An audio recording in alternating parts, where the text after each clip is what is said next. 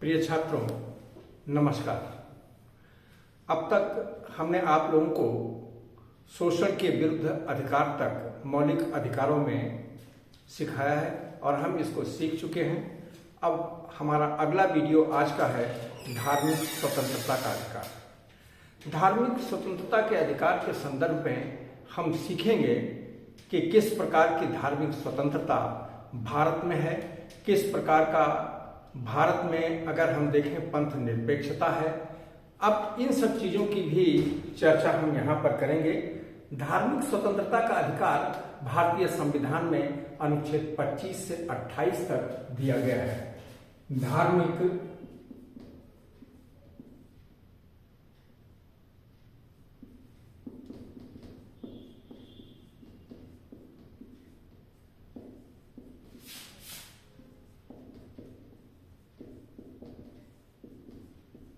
का अधिकार, यहां पर देखिए धार्मिक स्वतंत्रता का अधिकार अनुच्छेद 25 से 28 तक यहां पर दिया गया है। हम यहां पर बात करते हैं कि सबसे पहले यहां पर जो हम चर्चा करने चल रहे हैं कि पंथ निरपेक्षता क्या है।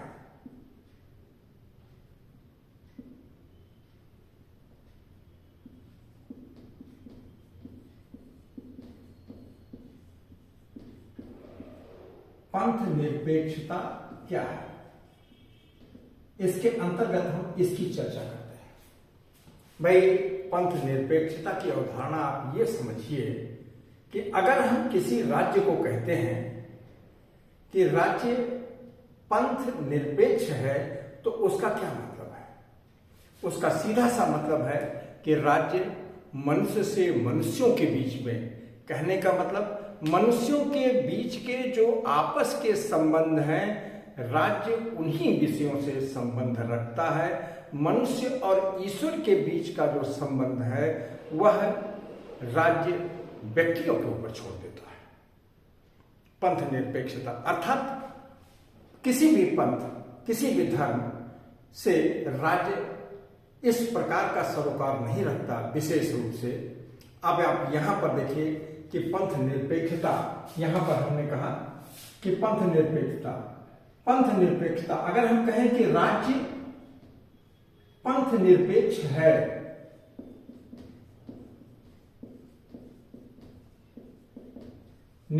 है तो इसका क्या तात्पर्य है। राज्य पंथ निरपेक्ष है, इसका क्या तात्पर्य है। इसका तात्पर्य एक ही है कि राज्य मनुष्य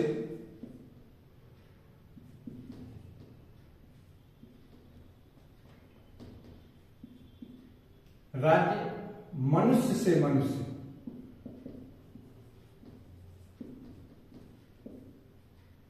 के मध्य के संबंधों को ही विनियमित करता है।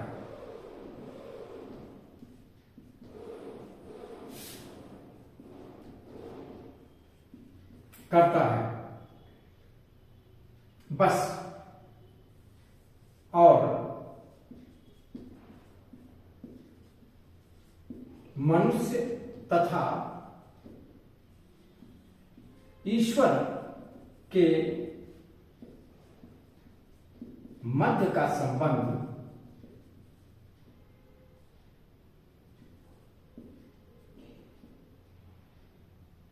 मनुष्य पर छोड़ता है।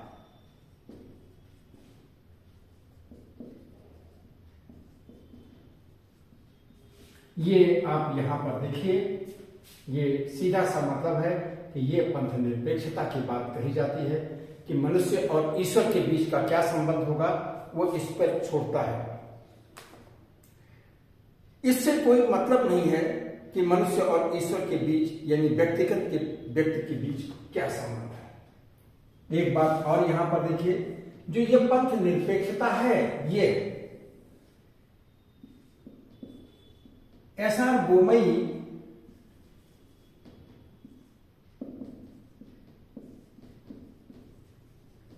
कि एस.आर. बोमई के वाद में, इन केस में उच्चतम न्यायालय ने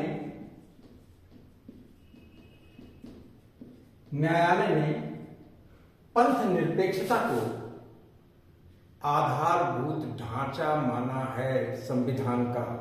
ये यहां पर देखिए, एस.आर. बोमई बनाम यूनियन ऑफ इंडिया के मामले में इसको आधारभूत ढांचा माना है। अब आप देखिए, पंथ निरपेक्षता के संदर्भ में जो बातें हैं अलग अलग जगह पर अलग अलग रूपों में हैं। जैसे कि आप देखें कि बात अगर हम करें पंथ निरपेक्षता के संबंध में बात किसके लिए, अगर यूएसए का संदर्भ देखें तो यूएसए राज्य जो है धर्म से कोई सरोकार नहीं रखता, एकदम सरोकार नहीं रखता। अगर हम तुर्की की बात करें, जब अतातुर्क कमाल पाशा ने यहाँ पर तुर्की में जो धार्मिक राज्य से अलग होकर के सेकुलर की बात की, तो उन्होंने कहा जो कुछ भी धार्मिक है सब राज्य से हटा दो। वो चीज उन्होंने यानी धर्म से परे राज्य को ले आकर के उन्होंने पंथ निरपेक्षता की बात की। लेकिन भारत में ऐसा नहीं है। भारत में पंथ निरपेक्षता की अवधारणा एक अलग स्वरूप में है, जिसके अंतर्गत भारत में पंथ निरपेक्षता की अवधारणा इसके रूप में है कि पंथ निरपेक्षता क्या है?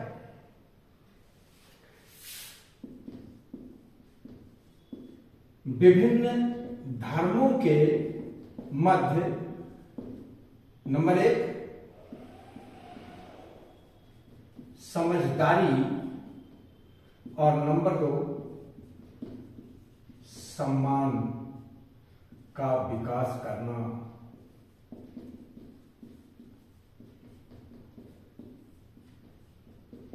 ये भारत की पंथ निरपेक्षता का मर्म है। भारत की पंथ निरपेक्षता का मर्म क्या है? विभिन्न धर्मों के मध्य समझदारी और सम्मान का विकास करना। कहने का मतलब राज्य धर्मों के मध्य कोई भेदभाव नहीं करेगा, राज्य का अपना कोई धर्म नहीं होगा। इसी दायरे में आप देखिए, सम्मान और समझदारी और सम्मान का विकास करना, राज्य का अपना कोई धर्म नहीं होगा। राज्य क्या चीज नहीं करेगा कि धर्मों के मध्य कोई विभेद नहीं करेगा, सभी धर्मों के साथ समानता का व्यवहार करेगा। तभी तो ये चीज होगी समझदारी और सम्मान। और यही अपेक्षा भारत अपने नागरिकों से भी करता है कि नागरिक इस प्रकार की बात करे कि जिसमें समझदारी और सम्मान की बात हो। अगली चीज यहां पर देखिए कि जब हम चर्चा करना चाहते हैं, वो अगली चीज कि जब यहां पर अनुच्छेद 25 की बात आती है,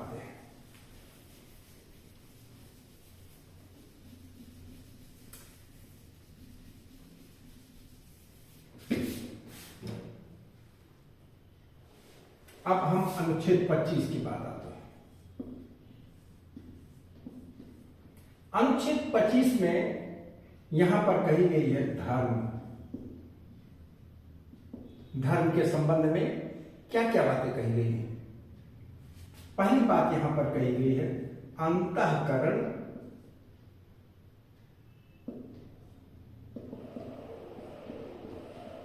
और दूसरी चीज कही गई है स्वतंत्रता। धर्म की स्वतंत्रता के अंतर्गत स्वतंत्रता, धर्म, अंतःकरण और धर्म के नंबर 1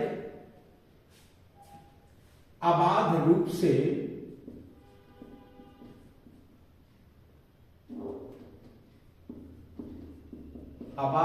से मानने, नंबर 2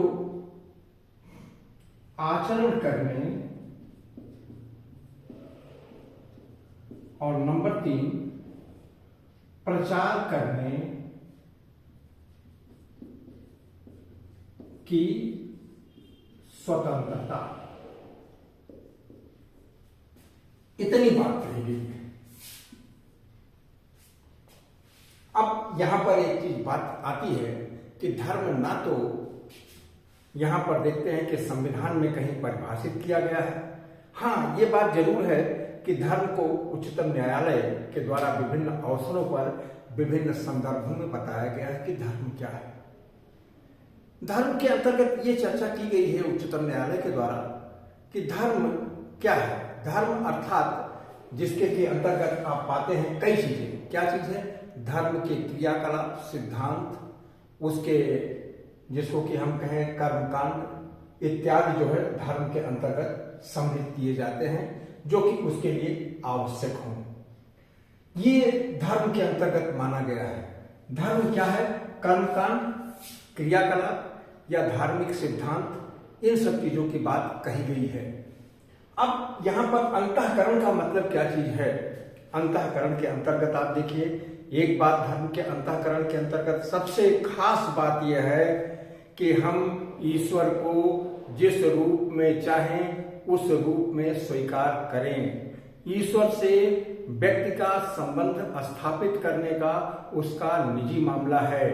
यानी धार्मिक स्वतंत्रता के दो रूप है। जब हम अंतःकरण करते हैं तो ये आंतरिक स्वरूप है। आंतरिक स्वरूप, ये धर्म की स्वतंत्रता का आंतरिक स्वरूप, ये बाह्य स्वरूप है। ये बाह्य स्वरूप है। ये धर्म की स्वतंत्रता का आंतरिक स्वरूप और ये बाह्य स्वरूप है। आंतरिक स्वतंत्रता में हम ईश्वर के चाहें जिस प्रकार से चाहें उस प्रकार से संबंध स्थापित करें। आप यहां पर एक उदाहरण देखिए। जायसी ने ईश्वर को अपनी प्रेयसी के रूप में माना, कबीर ने अपने पति के रूप में माना। यहां पर देखिए, ये अंतःकरण की ही बात है। अगर हम भक्ति कवियों में देखें, सूरदास ने सखा भाव में माना, सखा माना, जबकि तुलसीदास अपने आप को दास के रूप में मानते हैं। तो इस रूप में आप देखते हैं, यह अंतःकरण की स्वतंत्रता के अंतर्गत आता है। आप जिस रूप में चाहते हैं वो ईश्वर को उस रूप में स्वीकार कीजिए कि आप जिस रूप में चाहते हैं उस रूप से ईश्वर से अपना संबंध स्थापित कीजिए। यह अंतःकरण की स्वतंत्रता है। अनुच्छेद 25 आपको इस प्रकार के अंतःकरण की स्वतंत्रता प्रदान करता है। अब धर्म के अबाध रूप से मानने कि जो धर्म का सिद्धांत है या जो धर्म का सिद्धांत है, मानने का क्या मतलब है कि जो धर्म के सिद्धांत हैं, धर्म के आदर्श हैं, उनको आप खुलेआम घोषित करें और उसको माने। ये चीज धर्म को मानने की यहां पर बात कही जाती है कि धर्म के जो सिद्धांत हैं, जो उसके व्यवहार हैं, उसकी खुलेआम घोषणा करने की स्वतंत्रता जो है धर्म को अबाध रूप से मानने की स्वतंत्रता के अंतर्गत आता है। धर्म को अबाध रूप से मानने की स्वतंत्रता के अंतर्गत आता है।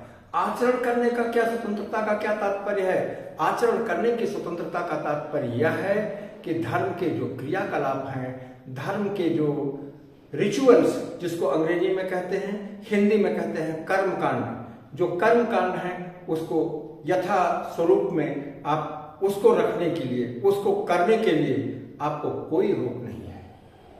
उसी प्रकार से धर्म कि जो आपके धार्मिक विश्वास है उसको लोगों तक आपको पहुंचाने या लोगों को बताने का आपको अधिकार है। ये धार्मिक स्वतंत्रता के अंतर्गत आता है।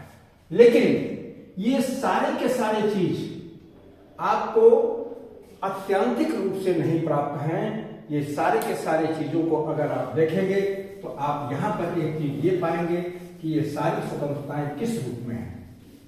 ये सारी स्वतंत्रताएं आपको किस रूप में मिलते हैं? आप यहां पर देखिए, जो इसके लिए निर्बंधन बने हुए हैं, निर्बंधन क्या क्या चीज हैं।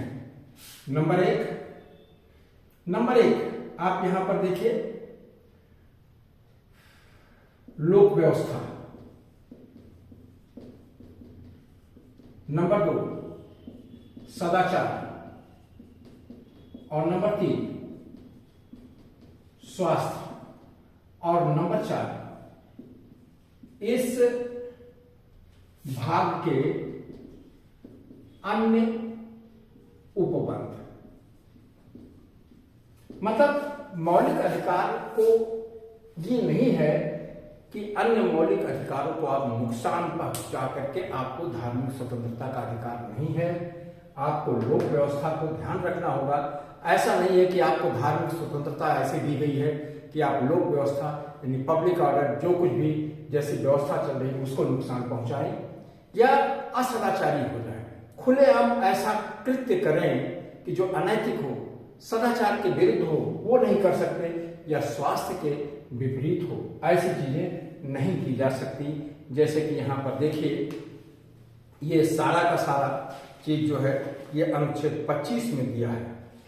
एक चीज और भी है कि जैसे कि आप देखते हैं कि दूसरी चीज, अगर हम धार्मिक स्वतंत्रता के अनुच्छेद 25(2) के अंतर्गत आते हैं तो 25(2) के अंतर्गत आपको 2-3 चीजें और मिलेंगी। क्या चीज 25(2) के अंतर्गत और चीजें मिलेंगी? 25(2) में आप यहां पर देखें कि अगर धर्म से संबंधित कोई भी गतिविधियां हैं, जैसे कि देख लीजिए, चाहे वो आर्थिक हो, चाहे वो वित्तीय हो, चाहे वो राजनीतिक हो, और चाहे वो जिसको कि हम कहें लौकिक हो, अगर वो धर्म से जुड़ी हुई चीजों के संदर्भ में है तो उनका भी विनियमन जो है किसके द्वारा किया जा सकता है? राज्य के द्वारा इनका विनियमन किया जा सकता है। दूसरी चीज ये है कि सामाजिक कल्याण के लिए अगर कोई संस्था चलती है तो जिसमें एक चीज ये माना गया है कि जिसमें हिंदुओं के अंतर्गत यहां पर यह स्वीकार किया गया है कि बौद्ध, जैन और सिखों की संस्थाओं को भी सम्मिलित किया गया है इस अनुच्छेद के अंतर्गत। तीसरी चीज आप यहां पर एक चीज और भी देखें, सिखों को कृपाण लेकर के चलने का अधिकार भी उनके धार्मिक स्वतंत्रता के अंग के रूप में माना गया है। सबसे बड़ी चीज है यहां पर जो अगला हम चीज चर्चा करना चाहेंगे कि इसके अंतर्गत बहुत सारे केस आए हैं जिसको हम कहते हैं न्यायिक अनिवार्यता।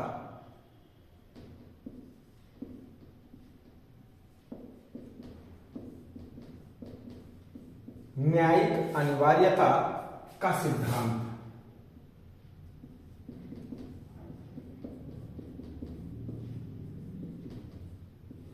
न्यायिक अनिवार्यता के सिद्धांत के अंतर्गत क्या है?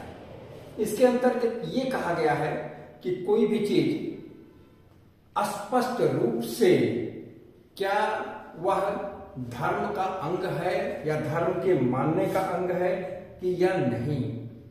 यहां पर देखिए 1954 में सिरूर मठ केस के मामले में उच्चतम न्यायालय के 7 जजों की एक खंडपीठ ने इस प्रकार का जो है निर्णय दिया। सिरूर वाद कब है? 1954 में ये न्यायिक अनिवार्यता का सिद्धांत गढ़ा गया। यहां पर 7 जजों की बेंच थी।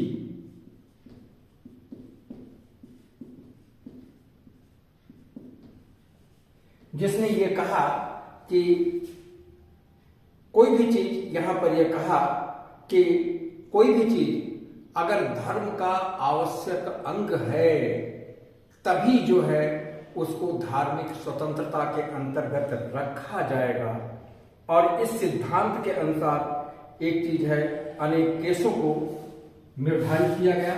जैसे देखिए जैनियों में, जैन धर्म में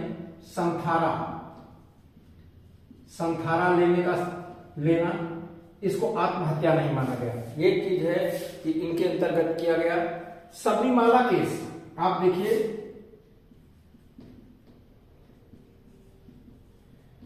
सबरीमाला ये मंदिर है जहां पर आप देखते हैं सबरीमाला केस, ये 28 सितंबर 2018, 28 सितंबर 2018 का मामला है।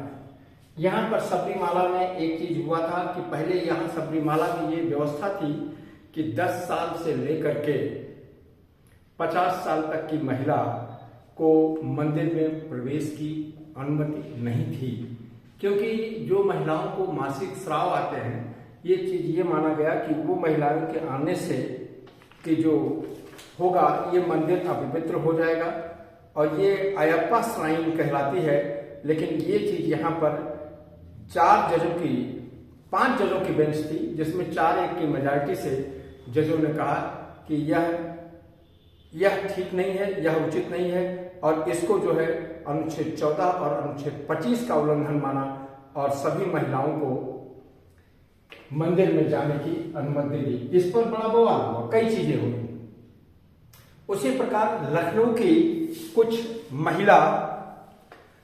लखनऊ की कुछ मुस्लिम महिलाओं ने एक बात की, उन्होंने यहाँ पर अपने मस्जिद के मुख्य कक्ष में प्रवेश के लिए अनुमति मांगी, जो कि उनके लिए पहले से अवैध था। लेकिन ये चीज धीरे धीरे यहाँ पर, जो कहा जाता है मस्जिदों में एक जगह होता है बीच का स्थान जो था, जिसको कहते हैं मुसल्ला में महिलाओं के प्रवेश की अनुमति नहीं थी। महिलाओं ने सुप्रीम कोर्ट में जाकर के इसके लिए अनुमति प्राप्त की और उन्हें ये अनुमति मिली और उसको जो रोक थी वो हटाई गई। और ये माना गया कि यह अनुच्छेद 14, 15, 20, 21 और 25, अनुच्छेद 14, 15, 21 और 25 के अंतर्गत उनको ये अधिकार मिलना ही चाहिए। ये जैसे यहाँ पर देखते हैं 3 जनों की बेंच ने यह निर्णय दिया था। अब उसके बाद अगला चीज देखिए, एक बोहरा समाज होता है। बोहरा समाज में महिलाओं का भी खतना होता है। इस खतना को रोकने के लिए आप यहाँ पर देखिए कि एक चीज ये हुआ कि ये कहा गया कि ये महिलाओं के लिए एक अनैतिक रूप है महिला, और इसीलिए ये उच्चतम न्यायालय से दाऊदी बोहरा के जो इस कार्य है इनको कहा गया कि यह धार्मिक क्रिया के अनुरूप नहीं है। अभी भी यह मामला उच्चतम न्यायालय में चल रहा है। दूसरी चीज सबसे महत्वपूर्ण है कि जो बाबरी मस्जिद वाला मामला था, कि जिसको आप यहां पर देखते हैं,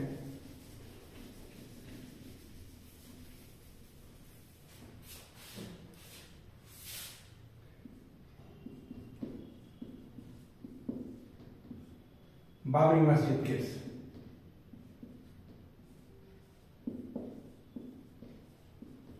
बाबरी मस्जिद केस ये 9 नवंबर 2019